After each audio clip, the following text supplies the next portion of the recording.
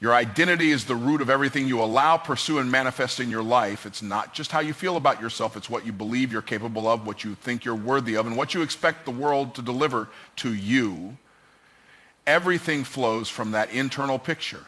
If you've been seeing yourself through the lens of lack, failure, or mediocrity, then everything you attract and create will align with that vision. The problem isn't your job, your environment, or your bank account. The problem is how you define you.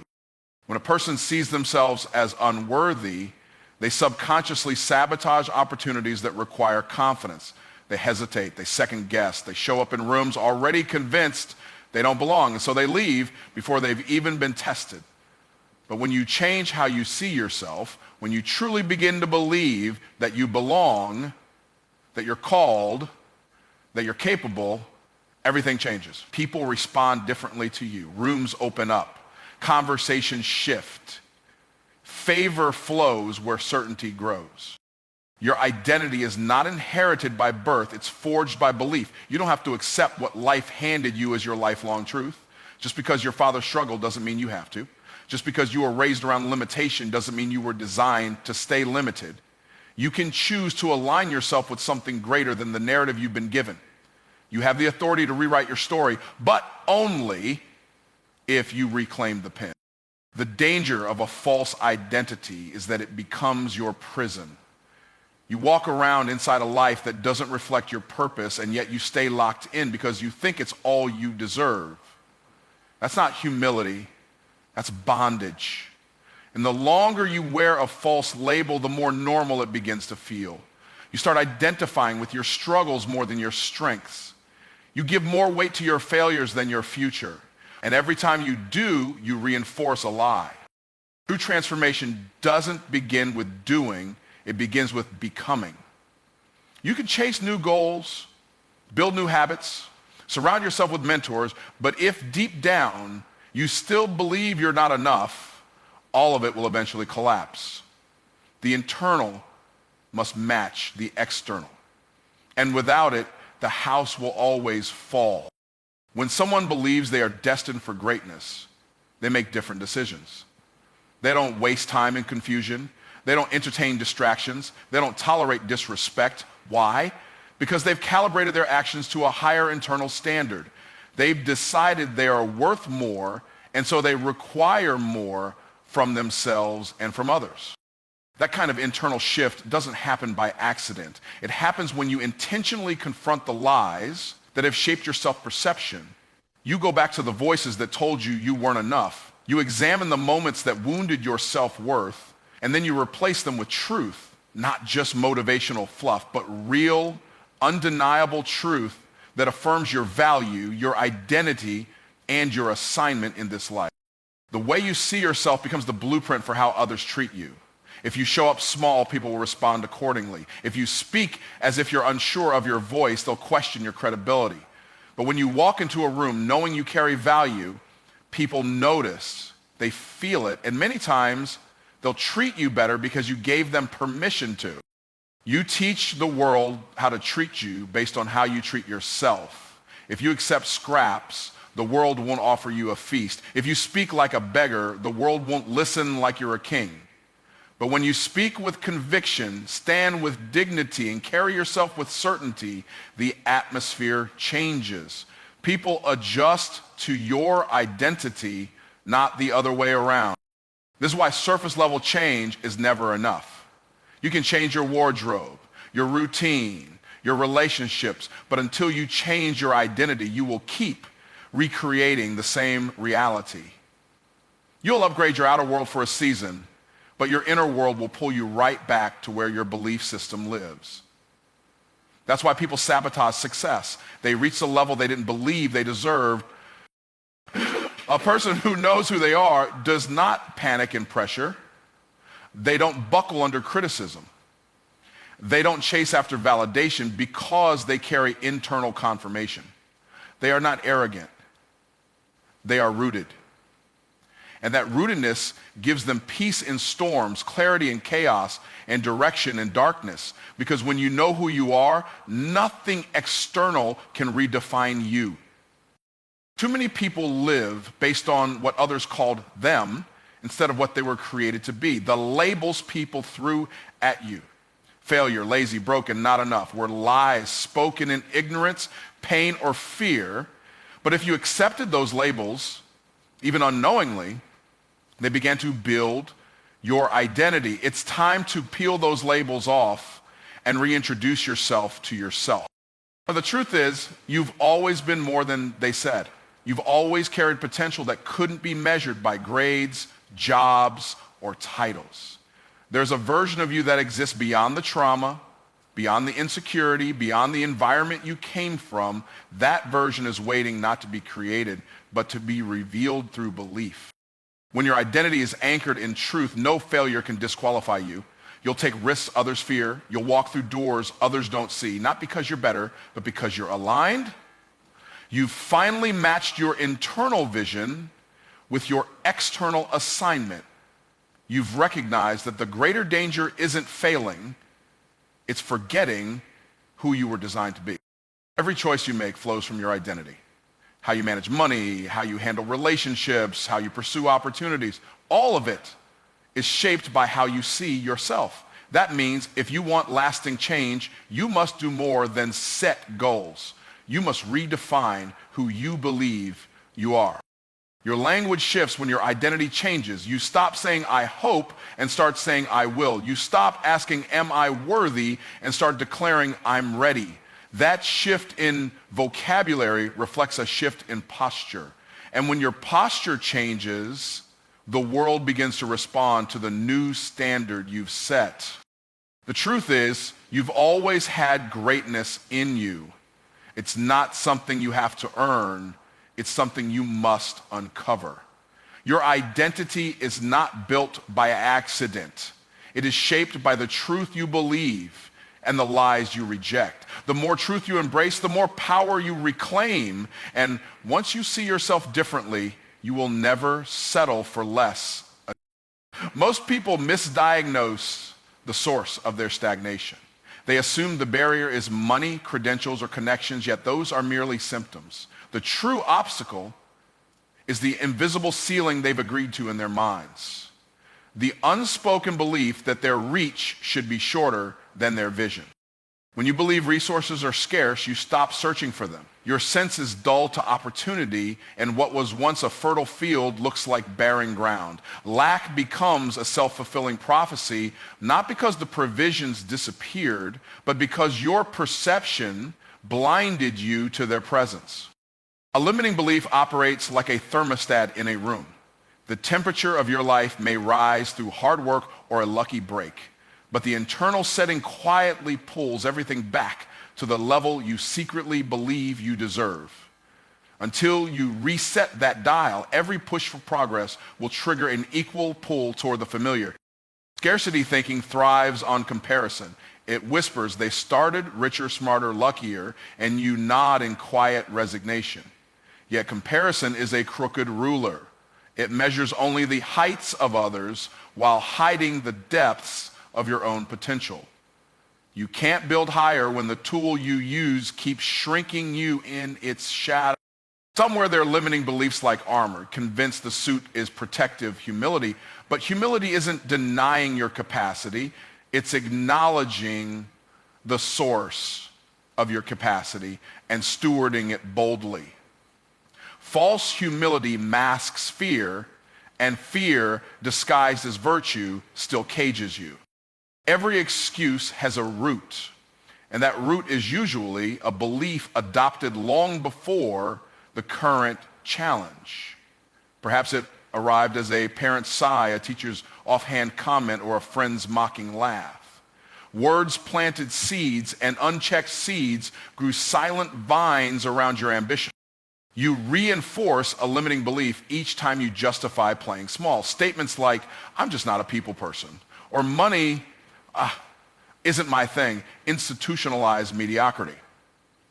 The mind obeys the narratives it hears most often, and repetition turns preference into perceived fact.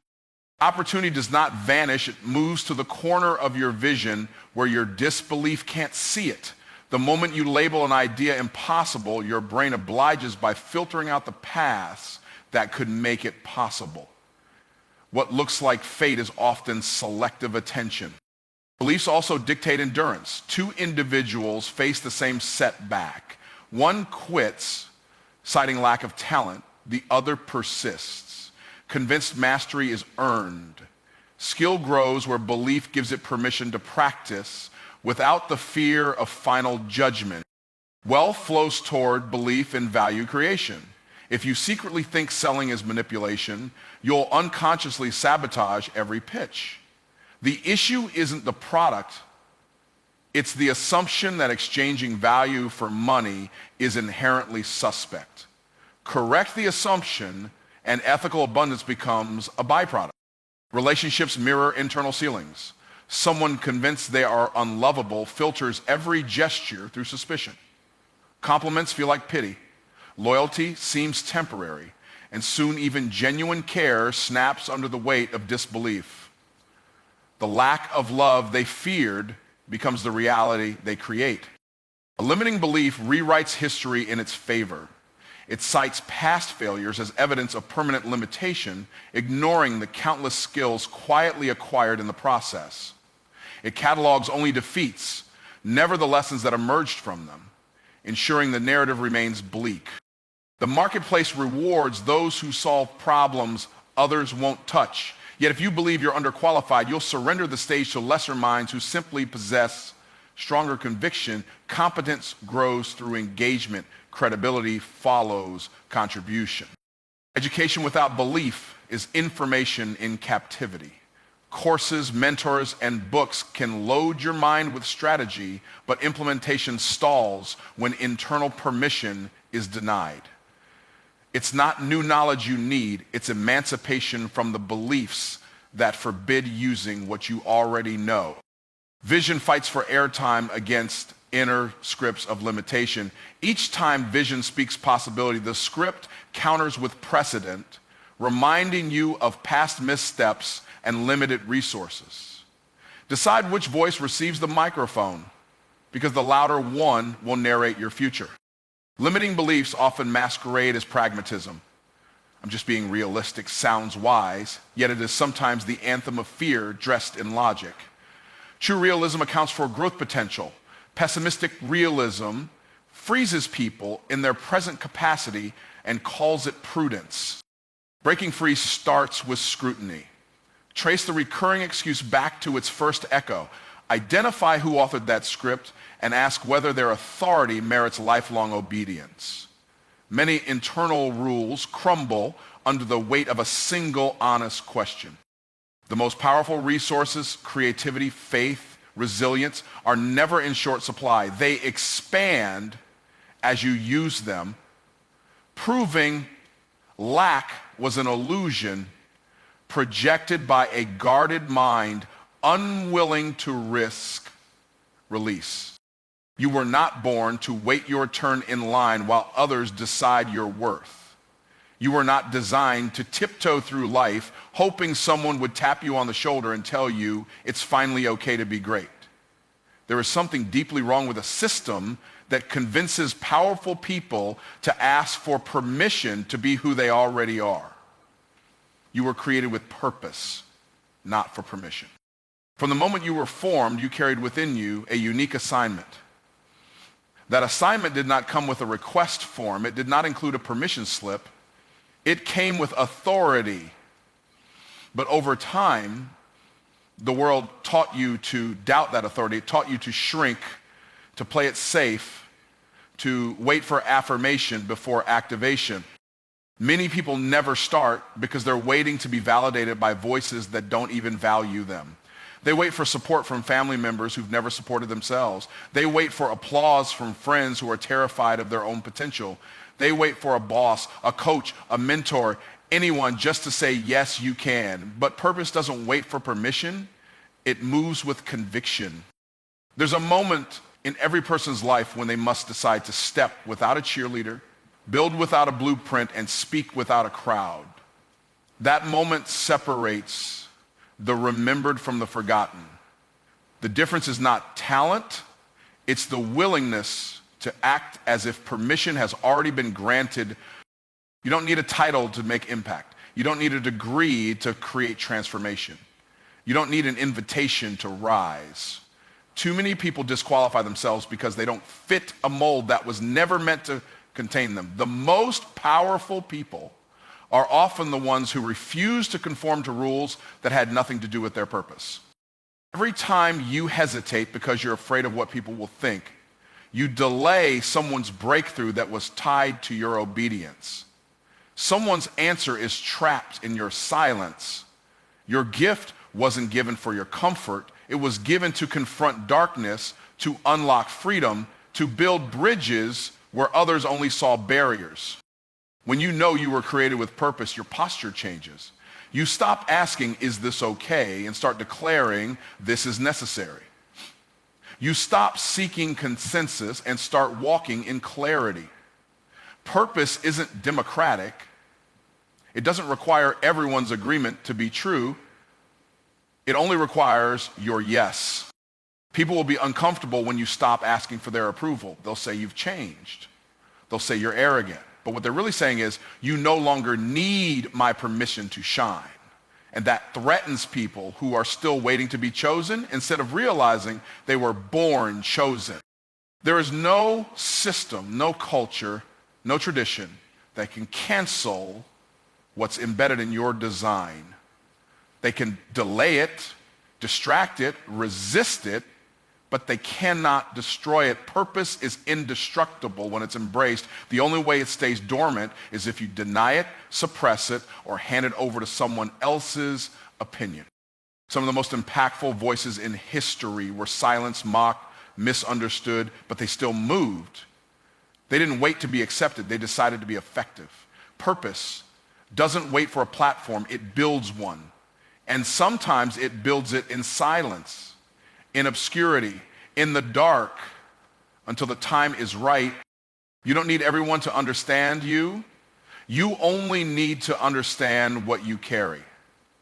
When you grasp that your assignment is not up for debate, you'll stop having conversations with people who aren't qualified to speak into your calling.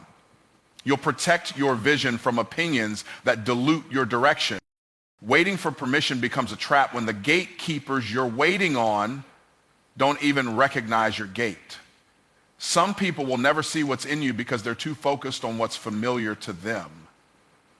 Stop waiting for them to see what only you are shown. Purpose isn't always visible. It's often revealed through movement. Authority is not arrogance, it's alignment. When you walk in purpose, you're not elevating yourself above others, you're aligning yourself with the truth of your design. That alignment speaks louder than any introduction. You won't have to announce yourself. Your fruit will speak. There's a confidence that comes when you stop outsourcing your decisions to the crowd. You stop pivoting every time someone disapproves. You stop apologizing for being called, and you start executing on what you know is yours to build, whether or not it's popular, convenient, or understood. The longer you wait for someone to validate what's already in you, the longer you delay the manifestation of it.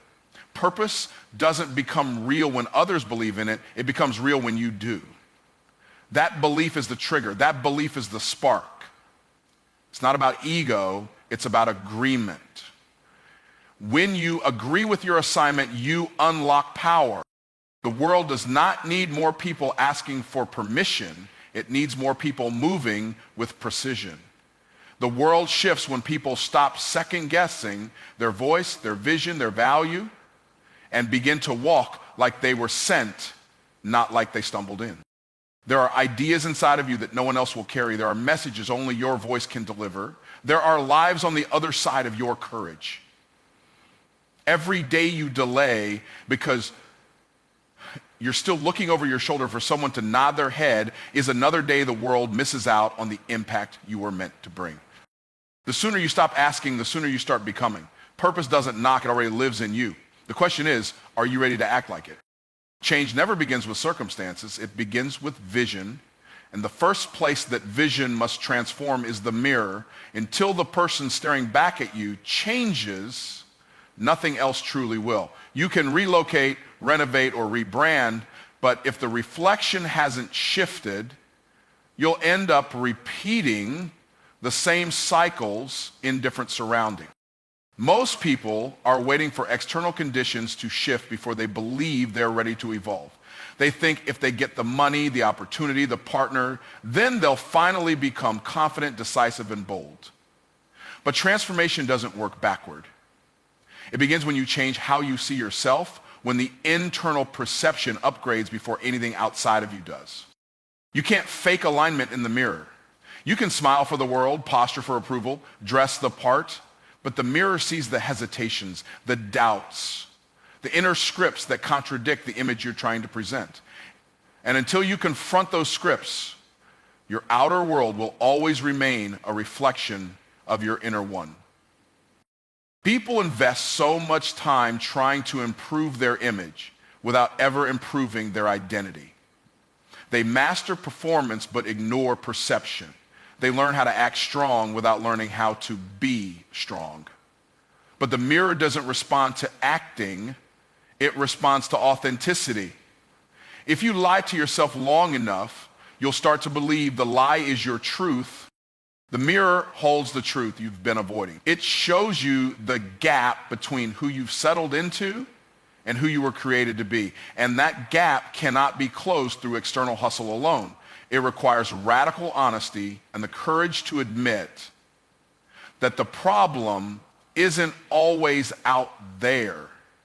It's often in the version of yourself you've been protecting out of fear. Real change begins when you stop blaming and start owning. When you look in the mirror and stop saying, they held me back, or life's unfair, and start saying, I've played small, I've doubted myself, I've tolerated less than I deserve. Ownership is the key that unlocks transformation. Without it, you're stuck in a cycle of reaction, not creation. The most powerful decision you'll ever make is to stop waiting for someone else to fix what you're called to change.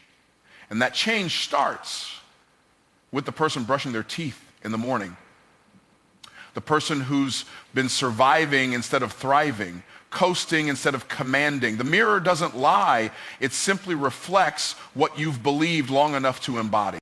You were not created to reflect limitation, insecurity, or inferiority. But if that's what you believe, it will show in your posture, your language, your relationships, your income, and your impact. Identity leaks into everything. The words you speak over yourself echo long after you've said them, and the mirror remembers them all. The reason people struggle to break through isn't because they're incapable, it's because they haven't yet seen themselves as capable. The mirror only reflects what your mind allows. If your mind is filled with memories of failure, you'll project that failure into the present. But when your mind becomes filled with vision, the reflection starts to rise. You cannot outperform the image you carry of yourself. Even if you win for a moment, you'll eventually retreat to the level you believe you belong. That's why change without internal agreement never lasts. You have to become the person who can handle the breakthrough before the breakthrough arrives. When you wake up and begin to see royalty in the mirror, everything changes. You stop tolerating nonsense. You stop negotiating with fear. You stop shrinking in rooms you were born to lead, because the mirror no longer shows a fragmented, fearful version of you. It shows someone who remembers who they are. This isn't about ego, it's about identity. There is a difference between pride and power. Pride inflates the ego to compensate for the absence of self-worth. Power, on the other hand, flows from a grounded understanding of purpose. And that kind of power begins when you meet yourself in the mirror and stop flinching at what you see. The mirror reveals the person who's been hiding behind perfectionism, procrastination, and performance. That person doesn't need fixing, they need permission to emerge. Beneath the fear and hesitation is a force the world hasn't seen yet, waiting to be activated by belief. Most people don't fear failure, they fear exposure. They fear the mirror might prove that the potential they've been running from is real and that stepping into it would demand a version of them they've never had to be before. But until you're willing to face that version, you'll stay loyal to limitation. Every breakthrough begins with a confrontation. Not with the world, but with the reflection. That's where you get honest about what you've avoided. That's where you release the narratives that no longer serve you. It's where you stop asking for permission and start declaring, this is who I am now. You don't need to fix the mirror, you need to fix the filter. The filter that says you're not enough, that says your past defines you, that says your voice doesn't matter. Those filters distort the image, but the image itself was always powerful. The real you has never been broken, just buried beneath layers of disbelief. The work isn't becoming someone else, it's becoming you, fully, authentically, boldly, not the edited version, not the safe version. The mirror is waiting for you to stop performing and start becoming. And the moment you decide to see truth over fear, potential over pain, and power over passivity, that's the moment the world begins to change with you. The external victories, the promotions, the platforms, they're all secondary. The real victory is when the mirror finally reflects the person you were always meant to be. Because when you win in the mirror, you've already won in life. You were never designed to just get by, to barely make it, or to live on the edge of burnout. You were created with the capacity for overflow, abundance in purpose, peace, provision, and power. But somewhere along the way, survival became the standard and overflow got downgraded to a fantasy. It's not that overflow isn't available, it's that most people stopped believing it was meant for them. Survival is a mindset that traps you in reaction mode. It teaches you to brace for impact instead of expect increase. It convinces you that dreaming is dangerous, that reaching too far will only lead to disappointment. So you start playing small, rationing energy, hedging hope, and shrinking goals to fit within the box of what feels safe, but you weren't wired for scarcity. You were wired for dominion, creativity, and multiplication. The same power that made universes lives in you, not to just keep the lights on, but to set the world on fire. Overflow isn't indulgence, it's alignment. When your inner capacity meets divine intention, excess becomes inevitable. Not for hoarding, but for healing and helping. The survival mindset makes you focus only on what's urgent, never what's eternal. You pay bills but forget to build legacy. You chase checks but ignore calling. You master getting by but forget how to get ahead. Survival teaches hustle without rest, motion without direction, and existence without expansion. You can't produce overflow while expecting lack. Your expectation sets the ceiling on your experience. If you expect struggle, you'll overlook solutions. If you expect loss, you'll sabotage wins. The mind trained for survival sees opportunity as a threat and abundance as a trick. That's why overflow begins with internal permission, not external provision. The person who is surviving often wears invisible chains. Chains forged from old disappointments, failed attempts, and inherited limitations. These chains aren't physical, but they are powerful. They dictate what you try, how much you ask for, and how freely you give. They keep you in a cycle of just enough, even though you were born for more than enough. Overflow isn't just about having more, it's about being more. It's about expanding your internal capacity to carry purpose without panic, to lead without burnout, to serve without depletion. True overflow flows through you, not just to you. It refreshes others as it fills you. It multiplies joy, not just material. There's nothing virtuous about barely making it. Some people spiritualize struggle and glorify grinding as if suffering equals significance. But the truth is, struggle without growth is bondage, and grinding without grace is slavery. You were not created to glorify exhaustion. You were created to bear fruit. And fruit doesn't grow under stress. It grows in alignment. Every time you choose survival over vision, you rob the world of a fuller version of you.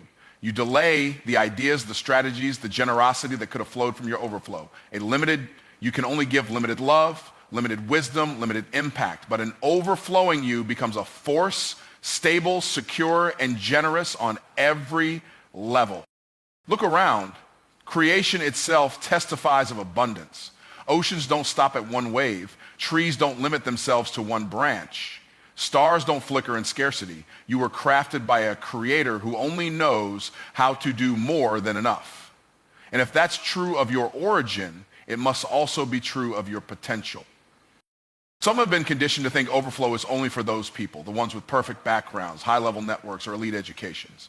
But overflow isn't reserved for the elite. It's available to the aligned. When you align your identity with truth, your thoughts with purpose, and your actions with obedience, overflow becomes natural. Fear will always argue for survival. It will say, stay where it's safe. It will remind you of every time you tried and failed, every person who let you down, every dream that didn't manifest fast enough. But fear is a liar with a loud voice. It can't see what's waiting on the other side of your decision to believe again. Overflow takes faith to receive.